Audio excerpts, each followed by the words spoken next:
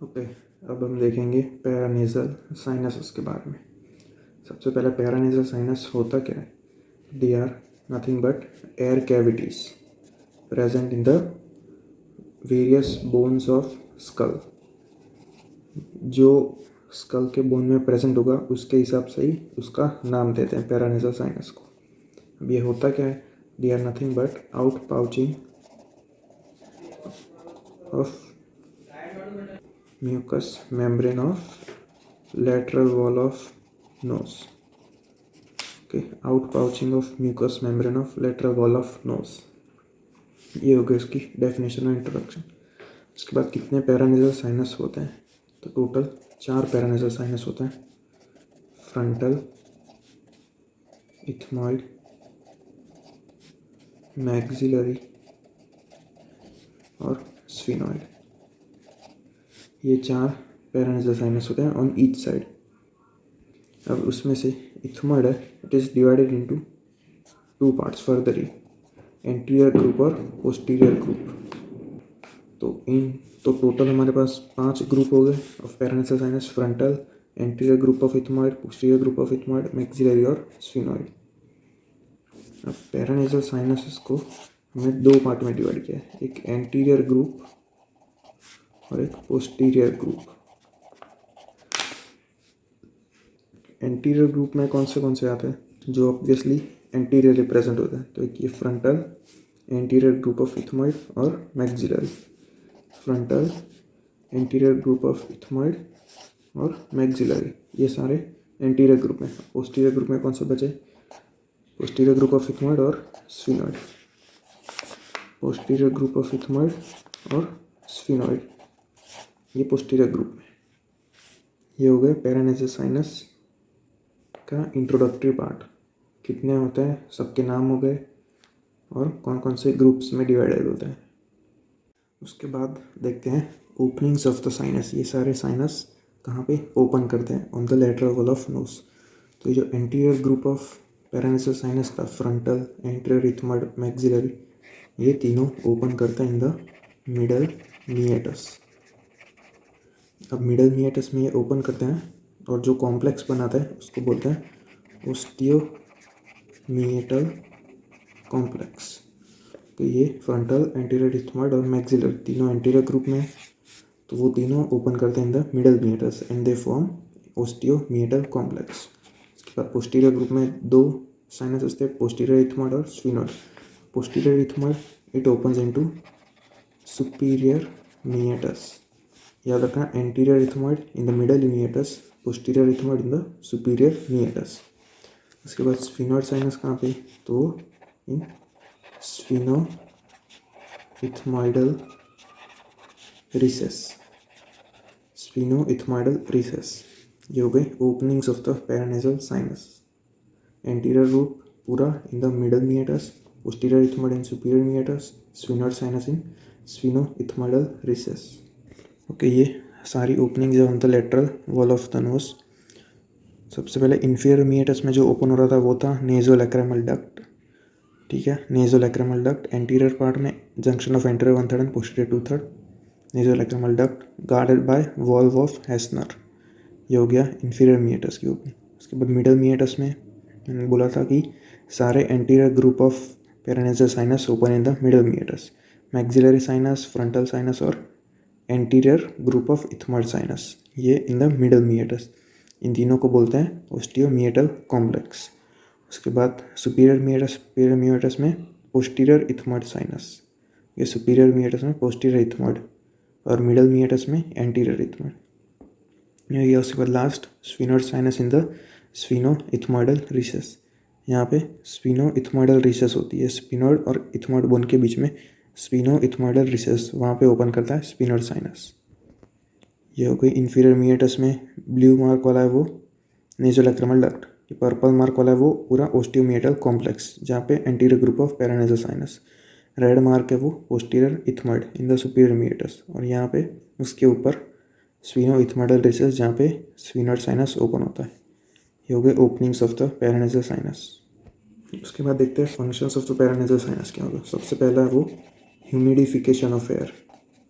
जो हम air inspire करते हैं उसको ह्यूमिडिफाई करता है या फिर वार्म के टेम्परेचर रेगुलेट करता है बॉडी के हिसाब से। तो पहला फंक्शन हो गया ह्यूमिडिफिकेशन ऑफ इंस्पायर्ड एयर। दूसरा है वो है lightning of skull. Paranasal sinus होता है वो स्कल बोन्स होता है उसको लाइटन करता है, मतलब वेट उसका कम करता है ताकि हमें सर पे ज़्यादा हैवी फील ना हो उसकी वजह से। फर्स्ट हो गया ह्यूमिडिफिकेशन और दूसरा lightening of the skull bones. Third वो है it acts as a shock absorbents या फिर shock absorbers in case of any traumatic injury. It acts as shock absorbers. Fourth है वो it helps in resonance of voice. जब हम बोलते हैं तो वॉइस रेजोनेट होती है, वो it is due to paranasal sinuses. ये हो गए उसके मेन 4 फंक्शन। सबसे पहला humidification of air, lightening of the skull bones, weight कम करता है of the skull bone, acts as shock absorbers, और fourth resonance of voice provide करता है। ये हो गए उसके फंक्शंस। ओके, उसके बाद देखेंगे हम development and growth of paranasal sinuses. तो किस ऑर्डर में डेवलपमेंट होगा जो पैरानेसल साइनसेस होते हैं उनका। तो उसमें से जो मैक्सिलरी और इथमॉइड है, मैक्सिलरी और इथमॉइड ये दोनों प्रेजेंट होंगे eight the time of birth. Both maxillary and ethmoid they will be present at birth. और दूसरे दो फ्रंटल और sphenoid they will not be present at birth. ये होगा फर्स्ट पॉइंट। उसके बाद अगर मैं ऑर्डर ऑफ डेवलपमेंट लिखूँ ऑफ द पैरानेसल साइनस तो वो होगा सबसे अर्लीस्ट टू डेवलप वो होगा मैक्सिलरी साइनस, फिर आएगा इथमॉइड साइनस, उसके बाद आएगा स्फिनॉइड साइनस और लास्ट में होगा फ्रंटल साइनस। ये होगा उसका order of development. Earliest to develop maxillary sinus, last to develop is frontal sinus. और यहाँ पे रेडियोलॉजिकल एविडेंस में देख सकते हो हम कौन सी एज में हम रेडियोलॉजिकली उसको विजुअलाइज कर सकेंगे पैरानेसल साइनस को। तो उसमें से जो earliest to develop, earliest to visualize वो होगा maxillary sinus 4 to 5 months after birth, और जो लास्ट टू विजुअलाइज होगा frontal sinus at the age of 6 years। तो ये हो गया उसका order of development, maxillary, ethmoid, sphenoid, frontal, MESF। और ये याद रखना मैक्सिलरी और इथमॉइड दोनों प्रेजेंट होते हैं, ये दोनों प्रेजेंट होता है at the time of birth और ये दोनों एब्सेंट होते हैं at the time of birth. ये हो गई development and growth of paranasal sinus. अब हम इंडिविजुअली एक एक पैरानेसल साइनस देंगे। सबसे पहला वो है मैक्सिलरी साइनस। तो हमने देखा it is present at the birth and it is earliest to complete its development. उसके बाद मैक्सिलरी साइनस का दूसरा नाम क्या होता है? It is also known as antrum of Highmore. Okay, antrum of Highmore ये उसका दूसरा नाम होता है। उसके बाद maxillary sinus it is most commonly infected in adults, most commonly infected in adults. इसका रीज़न मैं अभी बता रहा हूँ, because due to anti gravity drainage. Anti gravity drainage याद रखना है।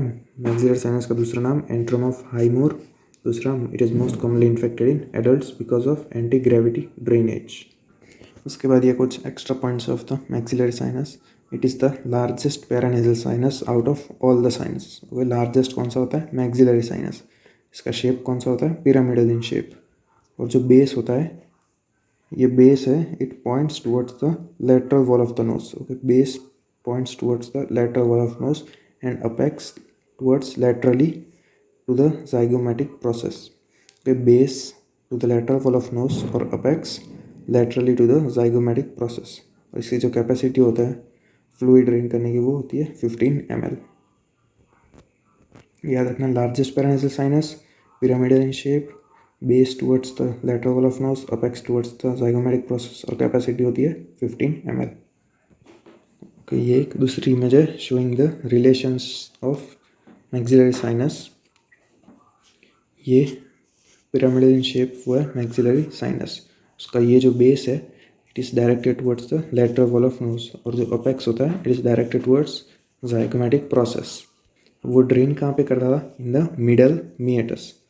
मिडल मीएटस में सारे anterior group of sinuses drain करते थे, जिसको बोलते थे हम ओस्टियोमिएटल कॉम्प्लेक्स। ये पूरा है ओस्टियोमिएटल कॉम्प्लेक्स, जहाँ पे ये anterior group of ethmoid drain करता है, फिर ऊपर से फ्रंटल साइनस ड्रेन करता है, और यहाँ से मैक्सिलरी साइनस, तीनों साइनस ड्रेन करते हैं इन द ओस्टियोमिएटल कॉम्प्लेक्स। उसके बाद मैक्सिलरी साइनस के ऊपर क्या प्रेजेंट होती है, ये ऑर्बिट है कि पूरी, this is the roof of orbit and this is the medial wall of orbit which is a part of ethmoid bone known as lamina papyracea.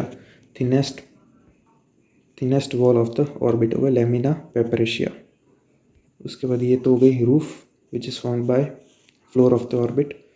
उसके बाद जो मैक्सिलरी साइनस का बेस होता है या फ्लोर होता है, it is formed by the palatine bone या मैक्सिला। अब यहाँ पे देख सकते हो कि यहाँ पे एक टीथ है, ये टीथ कौन सा होगा, सेकेंड प्री मोलर या फिर first molar. Okay, maxillary sinus is related to second premolar and first molar.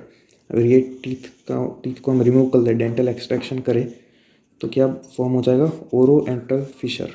यहाँ पे कॉमन फिस्टुला बन जाएगा, फिशर बन जाएगा, विच इज़ नोन एज ओरो एंट्रल फिशर। ओरो मतलब ओरल कैविटी और मैक्सिलरी साइनस का एंट्रम, ओरो एंट्रल फिशर। उसकी वजह से जो डेंटल इन्फेक्शन होंगे तो उसमें मोस्ट कॉमनली इन्वॉल्व साइनस होगा, वो होगा maxillary sinus. Dental infection is most commonly related to maxillary sinus infection. उसके बाद मैंने बोला था कि maxillary sinus is most commonly affected in adults because of anti gravity mechanism. तो उसका मतलब क्या होता है कि ये जो मैक्सिलरी साइनस को अगर ड्रेन करना होता है, उसको अगेंस्ट द ग्रेविटी जाना होगा, ऊपर की साइड एंटी ग्रेविटी ड्रेनेज होगा मैक्सिलरी साइनस का। उसकी वजह से अगर ज़रा सा भी ऑब्स्ट्रक्शन हुआ in the drainage from the osteomeatal complex, then it will hamper the process of drainage, जो अल्टीमेटली यहाँ पे डिस्चार्ज एक्यूमुलेट करेगा और it will lead to maxillary sinusitis. Anti gravity drainage की वजह से it is most commonly infected in the adults. ये हो गया मैक्सिलरी साइनस के बारे में। एक मेन पॉइंट ये याद रखना है, ओरो एंट्रल फिशर डेंटल इन्फेक्शन से मोस्ट कॉमनली रिलेटेड हुआ है मैक्सिलरी इन्फेक्शन, मैक्सिलरी साइनोसाइटिस। कौन से टीथ इन्वॉल्व होते हैं, सेकेंड प्री मोलर और फर्स्ट मोलर। अब इसके रिलेशंस देखते हैं। तो रिलेशंस में से रूफ तो बता दिया, by the floor of the orbit, medially by the middle turbinate, middle meatus, inferior turbinate और इंफीरियर मिएटस। लेटरली क्या होगा, पोस्टीरियरली क्या होगा, इंफ्राटेम्पोरल फोसा और pterygopalatine fossa. Okay, posteriorly infratemporal fossa और टेरिगो पैलेटाइन फोसा, और anteriorly skin of the cheek या maxillary skin. आगे में skin of the cheek present होती है, तो वो होगी anterior relation. Medially middle meatus, inferior meatus. Posteriorly infratemporal fossa और pterygopalatine fossa. Superiorly floor of the orbit, inferiorly palatine bone या मैक्सिलरी बोन, और लेटरली तुमने देखा जाइगोमेटिक प्रोसेस। ये हो गए इसके सारे relations. This is the image showing the relation. Anteriorly facial surface of maxilla या skin of the cheek, posteriorly infratemporal fossa and pterygopalatine fossa, medially middle meatus, inferior meatus and concha, फिर floor by the palatine process of maxilla and alveolar process of maxilla, or roof by the floor of orbit. ये हो गए relations of maxillary sinus. And the vessels and nerves which are closely related to maxillary sinus are infraorbital nerve and vessels. Infraorbital nerve or infraorbital vessels. They are most commonly likely to injured during the maxillary sinus surgery. ये हो गया पूरा maxillary sinus. Okay, फिर second paranasal sinus हुआ ethmoid sinuses या ethmoid air cells. हमने देखा था कि ethmoid air cell they are present at the birth, birth के टाइम में प्रेजेंट होते हैं। उसके बाद इथमॉइड एयर सेल्स दो ग्रुप में डिवाइडेड थे, एंटीरियर ग्रुप और posterior group. Anterior group open कर रहे थे in the middle meatus, while posterior group opens in the superior meatus. इनका इथमॉइड एयर सेल्स का जो नंबर होता है वो हाईली वेरी कर सकता है फ्रॉम 3 to 18। ये नंबर वेरी कर सकता है 3 to 18। उसके बाद जो मैक्सिलरी साइनस था वो मोस्ट कॉमनली इन्फेक्टेड होता था इन द एडल्ट्स, जबकि ethmoid sinusitis most commonly infected in infants and children. Okay, adults में कौन ज़्यादा इन्फेक्टेड होगा? मैक्सिलरी साइनस, और इन्फेंट्स एंड चिल्ड्रन में इथमॉइड साइनस। इसके बाद उसके रिलेशंस देखते हैं इथमॉइड साइनस के। ओके, ये रहा कि इथमॉइड एयर सेल्स होंगे ये। इसका superiorly it is related to anterior cranial fossa. Okay, roof is found by anterior cranial fossa, और laterally it is related to ये जो वॉल थी, medial wall of the orbit, which is found by lamina papyracea. Okay, roof by anterior cranial fossa and laterally to the medial wall of the orbit, which is formed by lamina papyracea, which is all itself is a part of ethmoid bone. Okay, here relations: roof by anterior cranial fossa laterally to the orbit, which is separated by lamina papyracea. अब जो posterior ethmoid cells होता है, it lies close to the optic nerve, तो highly chances है posterior ethmoid cells में operate करने के time में हाईली चांसेस है कि we can injure optic nerve because it lies close to the posterior ethmoidal cells. Ethmoid cells होते हैं closely related to the orbit, उसकी वजह से अगर ऑर्बिट में कोई इन्फेक्शन आएगा तो वो ईजिली जा सकता है in the ethmoidal air cells. Similarly अगर इथमॉइड एयर सेल्स में इन्फेक्शन आया then it can easily go to the orbit and cause orbital complications। इसमें ये याद रखना है कि most common sinus involve in orbital complication it is ethmoid air cells या इथमॉइड साइनस।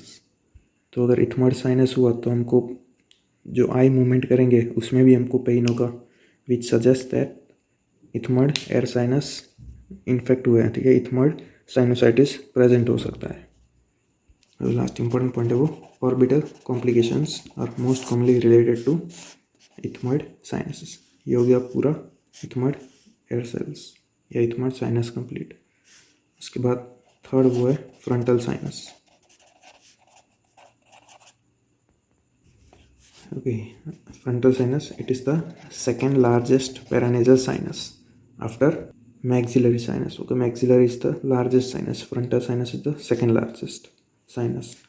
उसके बाद frontal sinus it is not present at the birth, it is last to develop, also last to visualize on x-ray, last to develop and last to visualize on x-ray। और ये open कहाँ पे कर रहा था? Frontal sinus है, anterior group का part होगा, तो in the middle meatus in osteomeatal complex. उसके बाद हमने देखा था maxillary sinus it is drained by anti gravity drainage, it has anti gravity drainage क्योंकि वो लोअर साइड में प्रेजेंट था। ऊपर की साइड फ्रंटल होता है, नीचे मैक्सिलरी होता है, तो इसका ड्रेनेज था वो एंटी ग्रेविटी ड्रेनेज था।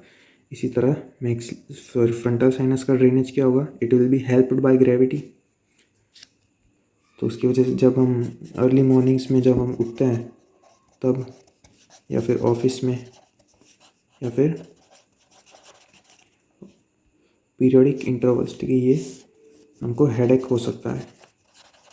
तो अगर अर्ली मॉर्निंग्स में या ऑफिस टाइम में, ऑफिस मेनली अर्ली मॉर्निंग्स में होती है, या फिर पीरियोडिक इंटरवल्स में अगर हमको हेडेक हो तो समझ जाना चाहिए कि हमको फ्रंटल साइनस इन्वॉल्व हो सकता है। याद रखना, अर्ली मॉर्निंग ऑफिस, इसका नाम ऐसा ही है, early morning headache, office headache या periodic headache. It is related to frontal sinusitis because its drainage is helped by gravity, ये हुए इसके मेन पॉइंट्स। उसके बाद इसके रिलेशंस देखते हैं। तो ये रिलेशंस ऑफ फ्रंटल साइनस, जो एंटीरियरली होगी वो होगी skin of the forehead, inferiorly होगा वो ऑर्बिट एंड इट्स कंटेंट्स, और पोस्टीरियरली होगा वो meninges and frontal lobe of the brain. Okay, anteriorly skin of the forehead, inferiorly orbit and its contents, posteriorly meninges and frontal lobe of the brain। ये हो गए उसके relations. और ये open कहाँ पे कर रहा था? In the middle meatus via a duct which is known as frontonasal duct और फ्रंटल रिसेस। फ्रंटोनेजल डक्ट और फ्रंटल रिसेस, ये हो गया पूरा frontal sinus. Last group of paranasal sinus it is sphenoid sinus। Sphenoid sinus obviously birth के time पे present नहीं होता, और ये ओपन कहाँ पे होता है इनका, स्फीनोइथमॉइडल रिसेस। स्फीनोइड बोन और इथमॉइड बोन के बीच में जो स्पेस होती है उसको बोलते हैं स्फीनोइथमॉइडल रिसेस, जहाँ पे ओपन होता है स्फीनोइड साइनस। अब जो लीस्ट कॉमनली इन्फेक्टेड साइनस है वो है sphenoid sinus. Least common infected sinus, it is sphenoid sinus. सबसे इम्पोर्टेंट है स्फीनोइड साइनस के रिलेशंस। मोस्ट इम्पोर्टेंट है during performing surgery which is known as trans sphenoidal hypophysectomy. Trans sphenoidal hypophysectomy, ये surgery perform करते time हमको ध्यान रखना होता है कि इसके जो एडजेसेंट स्ट्रक्चर्स है वो डैमेज ना हो जाए, स्फीनोइड साइनस के एडजेसेंट स्ट्रक्चर्स, क्योंकि बहुत इंपॉर्टेंट स्ट्रक्चर्स होते हैं। तो उसके रिलेशंस कौन से होते हैं वो देखते हैं। रिलेशंस देखने से पहले हमको स्फीनोइड साइनस का डिग्री ऑफ न्यूमेटाइजेशन देखना होगा। डिग्री ऑफ न्यूमेटाइजेशन क्या होगा, मतलब स्फीनोइड साइनस की साइज पे वेरी करती है, वो क्या होगी डिग्री ऑफ न्यूमेटाइजेशन। ये है स्फीनोइड साइनस न्यूमेटाइजेशन के टाइप्स। ये जो है वो है स्फीनोइड साइनस, और ये जो है वो है सेला टर्सिका। सेला टर्सिका क्या है, seat of the pituitary gland. यहाँ पे पिट्यूटरी ग्लैंड प्रेजेंट होता है, और किसके जो स्पेस होती है जहाँ पे प्रेजेंट होता है उसको बोलते हैं सेला टर्सिका। ये क्लोजली मतलब ज़्यादा बहुत ही नज़दीक होता है टू द स्फीनोइड साइनस। अब स्फीनोइड साइनस की जो डिग्री ऑफ न्यूमेटाइजेशन थी वो कौन सी होगी, सबसे पहली है वो है कॉन्कल। इसमें जो डिग्री ऑफ न्यूमेटाइजेशन होती है वो सबसे कम होती है, और स्फीनोइड साइनस की जो साइज़ होती है वो सबसे कम होती है। सेला टर्सिका के जो वॉल होती है उससे बहुत दूर होती है, ज़्यादा ही एंटीरियरली होती है, इसको बोलते हैं कॉन्कल। सबसे छोटी साइज़ होती है स्फीनोइड साइनस की। ये हो गया फर्स्ट। दूसरा है प्री सेलर। प्री सेलर मतलब सेला टर्सिका के जहाँ से स्टार्ट होता है उसकी एंटीरियर वॉल तक अगर न्यूमेटाइज हुआ, उसकी डिग्री ऑफ न्यूमेटाइजेशन कहाँ तक, anterior wall of sella turcica तक हुई, देन इसको बोलते हैं प्री सेलर। प्री सेलर ये हो गया सेकेंड। अब थर्ड है, अगर न्यूमेटाइजेशन एक्सटेंड हो गई below the posterior wall of the sella turcica, पूरा जो सेला टर्सिका की जो कैविटी थी वो अगर पूरी वहाँ तक एक्सटेंड हो गई pneumatization of sphenoid sinus, then इसको बोलते हैं सेलर टाइप ऑफ न्यूमेटाइजेशन या sellar degree of pneumatization which is most commonly scene.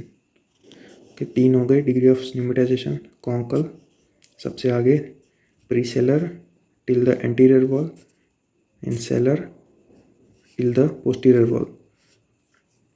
यह most commonly seen is sellar type. ये हो गई डिग्री ऑफ न्यूमेटाइजेशन। अब मोस्ट कॉमनली सेलर टाइप दिखती है और ये पूरा स्फीनोइड साइनस है, इसका मतलब जो एंटीरियर पार्ट होगा उसके रिलेशंस कुछ अलग होंगे। रूफ कोई दूसरे स्ट्रक्चर फॉर्म कर रहे होंगे, पोस्टीरियर पार्ट में रूफ कोई दूसरा स्ट्रक्चर फॉर्म कर रहा होगा, लैटरली भी कोई दूसरे स्ट्रक्चर्स डिफर कर रहे होंगे इन एंटीरियर एंड पोस्टीरियर पार्ट, तो वो क्या होंगे वो देखते हैं। तो ये image of showing the relations of the anterior part of the sphenoid sinus. Okay, anterior part of sphenoid sinus, जो सेला टर्सिका था वो posterior part of sphenoid sinus के ऊपर प्रेजेंट था, तो वो इसमें नहीं आएगा। जो एंटीरियर पार्ट में प्रेजेंट था वो देखेंगे। ये सारे रिलेशंस होते हैं। तो इसमें दो ही रिलेशंस आते हैं, एक रूफ और एक लेटरल वॉल या लेटरली कौन से स्ट्रक्चर होते हैं। तो जो anterior part of sphenoid sinus उसका roof it is related to frontal lobe, optic और optic chiasma and olfactory tract. के रूफ किससे रिलेटेड है, फ्रंटल लोब, ऑप्टिक काजमा और ऑल्फैक्टरी ट्रैक्ट। ये हो गया रूफ ऑफ एंटीरियर पार्ट। उसके बाद लेटरली कौन से स्ट्रक्चर्स होते हैं, तीन, optic nerve, internal carotid artery और मैक्सिलरी नर्व। और फ्लोर पे या फिर बेस पे वीडियन नर्व। पर जो मेन है वो लेटरल वॉल के structures, laterally optic nerve, internal carotid artery और मैक्सिलरी नर्व, ये लेटरल वॉल में, और ये रूफ में, ये तीन फ्रंटल लोब, ऑप्टिक कायस्मा और olfactory tract. On the roof, optic nerve, internal carotid artery और maxillary nerve on the lateral wall. ये हो गए relations of anterior part of sphenoid sinus. उसके बाद यह posterior part of sphenoid sinus जो sella turcica के नीचे प्रेजेंट था. तो रूफ ऑब्वियसली कौन बनाएगा? पिट्यूटरी ग्लैंड है. ये सेला टर्सिका, ये नीचे ये स्फिनोइड साइनस है. स्फिनोइड साइनस सिमेट्रिकल नहीं होते, दोनों साइड एसिमेट्रिकल होते हैं मोस्ट कॉमनली, राइट और left side, and both of them are separated by thin bone. तो हमने देखा roof formed by pituitary gland and sella turcica. और लेटरली कौन से स्ट्रक्चर्स होंगे? तो वो होगा ये पूरा कैवर्नस साइनस है. Laterally cavernous sinus. Cavernous sinus पे कौन सा स्ट्रक्चर आता है? ये होगा इंटरनल कैरोटिड आर्टरी. फिर उसके बाद क्रेनियल नर्व्स, वो कौन सी? 3, 4, 5th की सारे डिविजन्स. ओके, 1, 2 एंड 3 और लास्ट में 6th. ओके, कौन से structures? Cavernous sinus, internal carotid artery और 3rd, 4th, 5th और 6th. 5th के भी ऑल द डिविजन्स, ट्राइजेमिनल के भी सारे divisions. 3, 4, 5 and 6th cranial nerve, internal carotid artery और cavernous sinus. They form the lateral wall of sphenoid sinus or roof by sella turcica and pituitary gland. ये हो गए relations of sphenoid sinus. देख लेना anterior part of the sphenoid sinus और ये posterior part of sphenoid sinus. सारे sinus देखने के बाद उसका जो म्यूकस एपिथेलियल लाइनिंग होगी वो कौन सी होगी? सूडो स्ट्रेटिफाइड सीलिएटेड कॉलमनर, क्योंकि उसको जो सिक्रेशंस है उसको ड्रेन करना होता है, इसके वजह से सीलिया प्रेजेंट हो गए. तो हो गई ciliated pseudo stratified ciliated columnar epithelium.